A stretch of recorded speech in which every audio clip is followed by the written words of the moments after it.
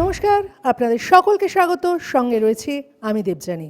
আর আজ আমার সঙ্গে আড্ডায় রয়েছেন আমাদের সকলের প্রিয় পরিচালক, অভিনেতা এবং মন্ত্রী ব্রাত্য বসু। তাই আসছে তার নতুন ছবি, সেই ছবি নিয়েই আমরা কথা বলবো ব্রাত্যদার সঙ্গে। ব্রাত্যদা, প্রথমেই তোমার কাছ থেকে যেটা জানতে চাইবো, এই মুহূর্তে আমরা যদি একটু তাকাই তাহলে প্রচুর ওটিটি বা আরও নানা ধরনের ছবিতে এই গ্যাংস্টার বা তাদের জীবন উঠে আসছে তোমার, এবং এটা বহুদিন ধরে, মানে সেটা আমরা মুম্বাই বলো, হলিউড বলো, সব জায়গাতেই এরকম লার্জার দ্যান লাইফ, তাদের লাইফ নিয়ে ছবি হয়েছে। কিন্তু তোমার কাছ থেকে এই ছবিটা, মানে তোমার কাছ থেকে আমরা অনেক ধরনের ছবি পেয়েছি, তো এই ছবিটার কারণটা কী ছিল? না, তুমি যেটা একটু আগে বলছিলে যে তুমি যদি মনে করে দেখো যে আমার প্রথম ছবি ছিল রাস্তা। একদমই। এবং প্রথম রাস্তার ছবিটা ছিল বাংলা ছবিতে, একটা অন্যরকম ফ্লেভার এবং হাওয়া এনেছিল, এবং সেখানে ওই রকম একটা চরিত্র মধ্যে দিয়ে তুমি আমাদের একটা প্রেমের ছবি উপহার দিয়েছিলে। হ্যাঁ, এবং তুমি যদি এখন রাস্তা দেখো ইউটিউবে, দেখবে যে বাংলা এই এই শতাব্দীতে, নতুন শতাব্দীতে বাংলা যত ছবি রিলিজ মানে ইউটিউবে আছে, তার মধ্যে ওইটাই সর্বোচ্চ ভিউয়ার। তার মানে কেউ কেউ বলেছিল যে ওটা আমি সময়ের আগে বানিয়েছি, বা যাই হোক কোনো কারণে ক্লিক করেনি। তো ওই ধরনটা আমার পছন্দের। মানে ওই ধরনটা মানে কি, সেটা প্রেমের ছবি হতে পারে, রাস্তাকে তুমি যেভাবে ব্যাখ্যা করছো, ওটা আন্ডারওয়ার্ল্ডের দুটো গ্রুপের মধ্যে মারামারি হতে পারে, ওটা যা খুশি হতে পারে। কিন্তু তুমি যদি দেখো, তা প্রায় 60 থেকে 70% রিয়েল লোকেশন শ্যুট। হ্যাঁ, 20 বছর হয়ে গেল রাস্তা রিলিজ করেছে। আমরা যারা তখন ওই সময় রাস্তা দেখেছিলাম, এবং এখনও রাস্তা কিন্তু একটা অন্য ফ্লেভার এবং বাংলা ছবির ক্ষেত্রে তখন একটা অন্য হাওয়া এনে দিয়েছিল, এবং সেই সময় এই ব্রাত্য বসুকে নিয়ে অনেক চর্চা হয়েছিল as a director. Bratya Basu, হ্যাঁ, থ্যাংক ইউ দেবযানী। এবার কথা হচ্ছে যে 20 বছর পর আমার বয়স বেড়েছে, 20 বছর বয়স বেড়ে গেছে, ভাবনা চিন্তা বদলেছে, আমার জীবন পাল্টেছে। দর্শন বদলেছে। জীবন পাল্টেছে। তার রাস্তার প্রায় 10 বছর পরে আমার জীবনে আরেকটা পরিচয় ঘটেছে, যে আমি জনপ্রতিনিধি হয়েছি। তারপর আমি এই ছবি করতে এসেছি। মাঝখানে 10 বছর সিনেমা বানাইনি, থিয়েটার করেছি। 10 বছর পর ডিকশনারি ছবি নিয়ে আমি ফিরে আসি, এবং ডিকশনারি একটা আন্তর্জাতিক স্তরে পুরস্কারও পায়। সেটা আমার একটা বাড়তি কনফিডেন্স দেয়। এবার আমি ঠিক করি যে আমার যেটা পছন্দের ছবি, তুমি ডিকশনারি তো দেখবে যে আমার প্রচুর রিয়েল লোকেশনস আছে, অর্থাৎ রাস্তায় নেমে শ্যুট করব, জনপদ দেখাবো, লোকজন দেখাবো, রেলগাড়ি দেখাবো, রেল স্টেশন দেখাবো, ফ্যাক্টরি দেখাবো। হ্যাঁ, আবার মফস্বল শহরের যে ছোটো ছোটো মফস্বল শহরের যে চরিত্রগুলো, হ্যাঁ, মানে তার যে এসেন্সগুলো, মানে একটা স্টেশন নামলে একটা খোলা কাঁচা ড্রেনের গন্ধ, তার পাশে বাজার, তার পাশে সন্ধেবেলা হয়তো একটা ম্লান বাজার বসে আছে, পেরিয়ে পরপর কতগুলো মনোহারি দোকান, একটা লেভেল ক্রসিং, এবং আমাদের চোখের বাইরে ঘটে চলা কিছু অপরাধপুঞ্জ। এই যে মফস্বলী যে চেহারাটা, মফস্বলী বৃত্তান্ত, এইটা আমি আমার সিনেমায় বারবার ধরতে চেয়েছি। এবং তার জন্য আমি মনে করেছি যে আমি যে কোনো প্লট বেছে নেব।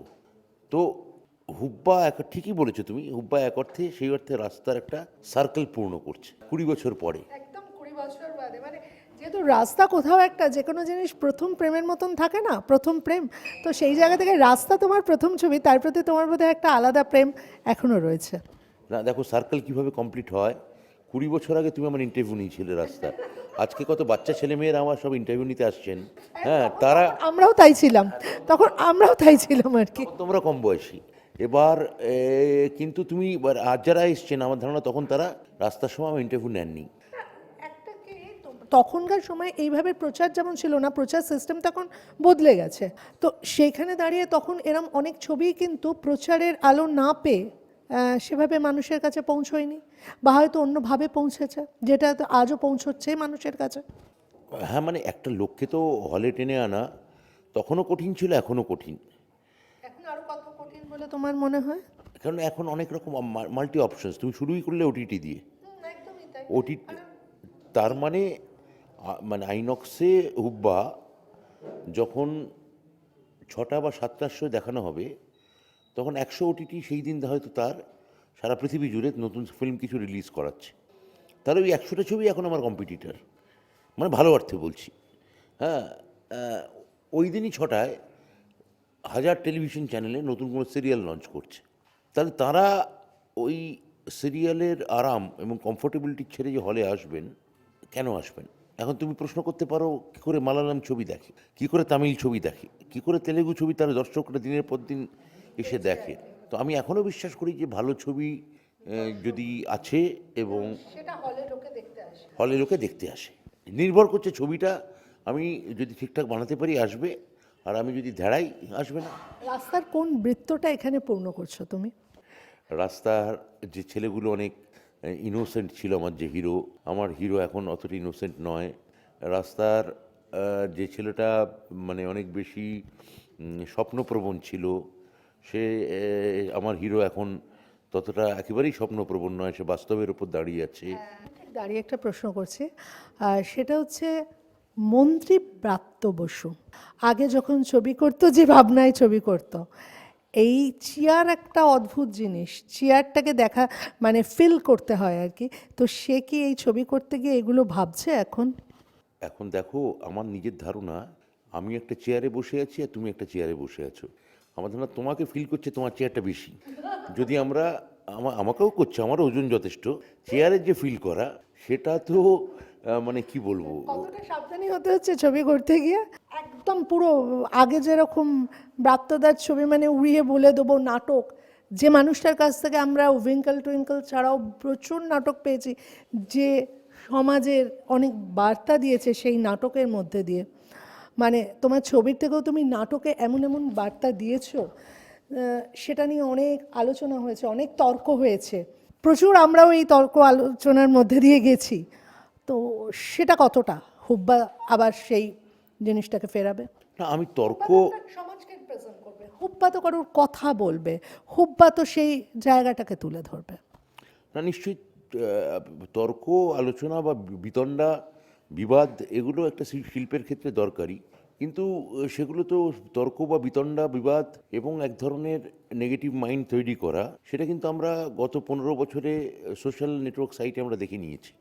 আমি যেহেতু একটা ছবি করি একটা এখনও, যেখানে আমার সার্কেল সত্যি কমপ্লিট হয়নি, যে আমি যখন সিনেমা করতে যাই আমি বা থিয়েটার করতে যাই, সে একই রকম প্যাশন নিয়ে যাই, একই রকম ভালোবাসা নিয়ে যাই এবং একই রকম পজিটিভ মাইন্ড নিয়ে এগোই। এবং যদি আমার কোনো ইউএসপি থাকে তাহলেই বলবো আমি সেটাই। ব্রাত্য বসুর ইউএসপি মানেই আমরা সবসময় জানি ভাবনায়, ব্রাত্য বসুর ইউএসপি মানেই সেটা থাকতো আমাদের কাছে, তার সংলাপ, তার কথা, তার লেখা পড়ার জন্য আমাদের অপেক্ষা করতে হতো। সে কি ভাবনা ভাবছে সেটা দেখার জন্য আমাদের হলে যেতে হয়েছে বারবার।